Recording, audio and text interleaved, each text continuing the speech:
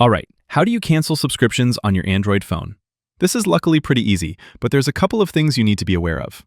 And always remember that deleting an app does not cancel subscriptions. You'll continue to get billed until you actually go and cancel the subscription. The easy way that usually covers 90% of app subscriptions is this. We'll go to the Google Play Store, and then you'll tap your profile in the top right corner. Then we'll scroll down a bit until you see Payments and Subscriptions. We'll go in there, and then choose Subscriptions. This is where most of the app subscriptions on your Android phone will live.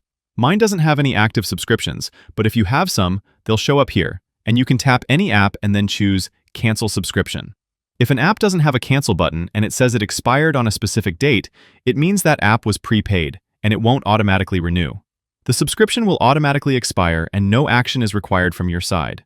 The only thing that is not listed here is the type of subscriptions you've signed up for directly through the company's website. Usually these are things like Spotify, Netflix, and other similar services. If that's the case, you'll want to go to that company's website, log in with your account, and then cancel the subscription from your account settings. And that's how you cancel subscriptions.